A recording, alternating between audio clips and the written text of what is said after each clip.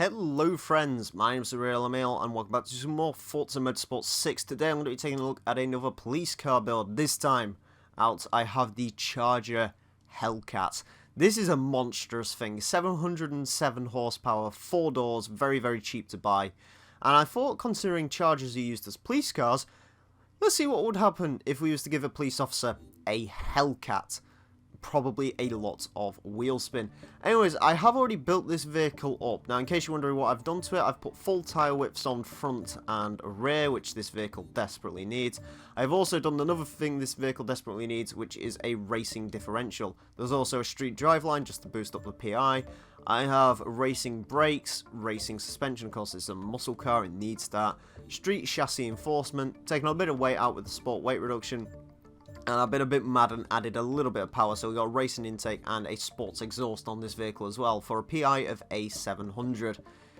Yeah, this should be interesting. I've decided for today's, well, my death I should say, to go to the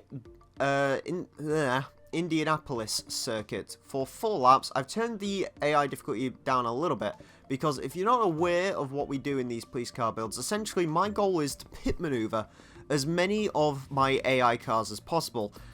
Now, yes, it's a bit police brutality, it's sort of the Need for Speed method of enforcement, but it's really the only way you can do this. Last time out I used a Vauxhall Astra. This time out, I'm using a Charger Hellcat. I'm going to be going against some actual supercars and GT cars and so on. I've restricted their cars to rear-wheel drive just to make it a bit more interesting. Of course, if you're in a rear-wheel drive car, you can't really do anything about me pit maneuvering you. Like, with a four-wheel drive car, they could easily pull out of it. With a rear-wheel drive car, they'll have less chance to do so. Now, I'm also still using the back of the pack deer mud, as it actually allows me to... it's a bit more authentic, I guess is the best way to put it. Anyways, this thing sounds excellent. Right, how will it cope with an actual track, though? That's the question. Gets off the line a lot better than the standard vehicle does. It'd usually be wheel spinning in fourth. It is a little bit spinny, but never mind. Anyways, first corner, finally catching up to some suspects here. As you can see, it's kind of very Need for Speed in the sense that they have a bunch of supercars. It looks like the first victim will be a 430, which is apparently taking out another thing. So we got like an illegal street race or something going on here. That Donkavore, I might just ignore that. Oop. No, I can't.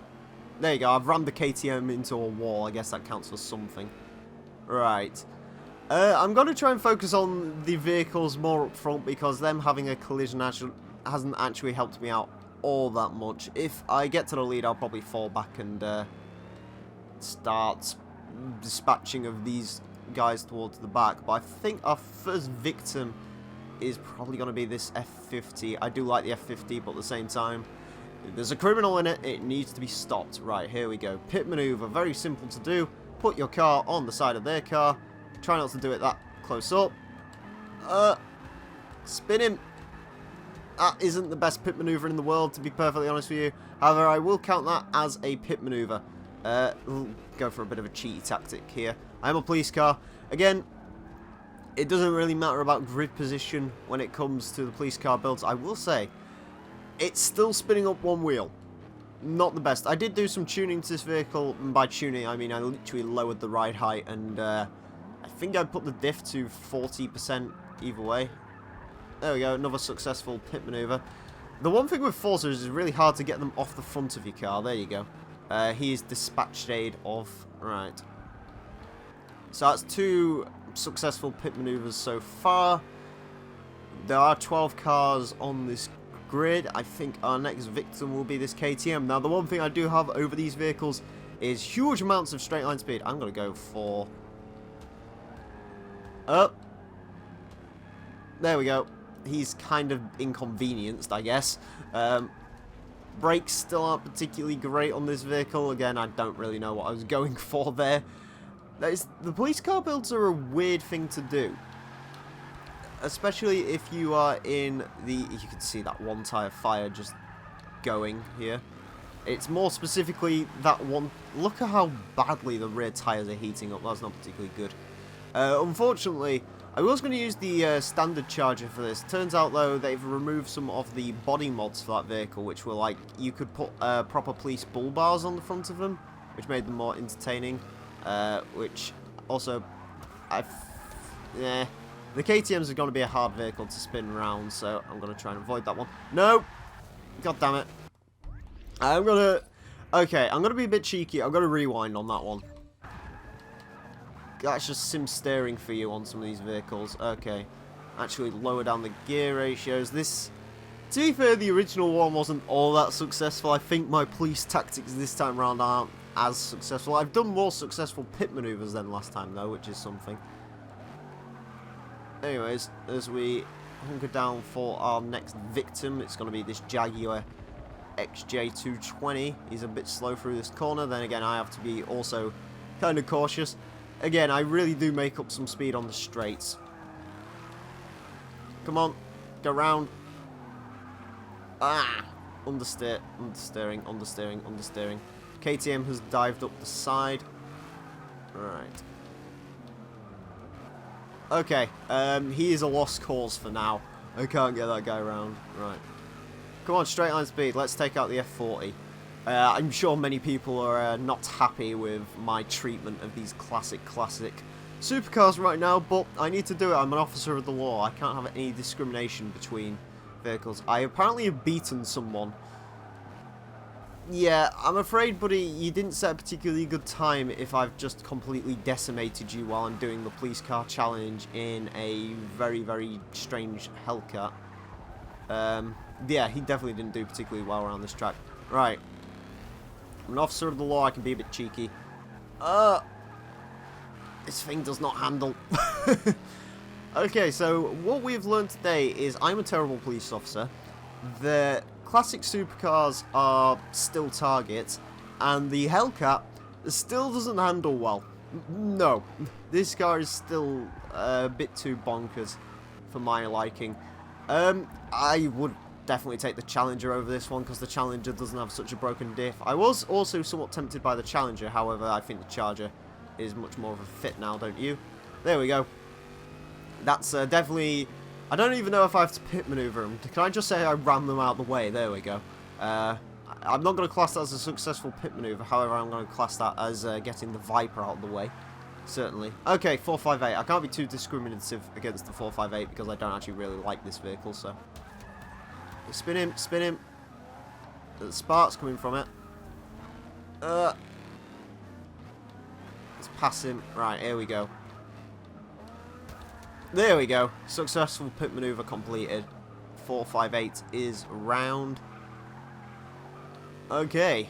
That's 3 successful pit maneuvers. 1, actually, to be fair, I think I don't know, actually, the Caterham is climbing through the field, so, anyways, Corvette. No, don't go in the pit lane. Okay, now that isn't exactly... that's more burnout than Need for Speed Police, but there we go. Anyways. Right, he's around. That's definitely the Corvette. That's probably the best pit maneuver I've ever done in my life, so that's 4.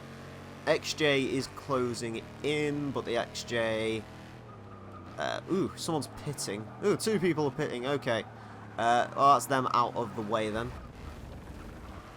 KTM, can I go for a diving? No. Let's try that again. I shouldn't really be rewinding, should I? But I don't care. Yeah, the rewind might be a bit cheaty, but still. God damn it. This thing just does not turn. That's the issue. Like, okay, sure. I shouldn't have much grip out of there, but if I was driving anything else, I would have probably been fine. This vehicle just has a crap load of understeer. There you go, another... I really like the Viper. I just want to throw that out there. I like the 2013 Viper, but yeah. So I think this has been more successful than the previous police car build. I still don't like this car to drive, though. It's not great.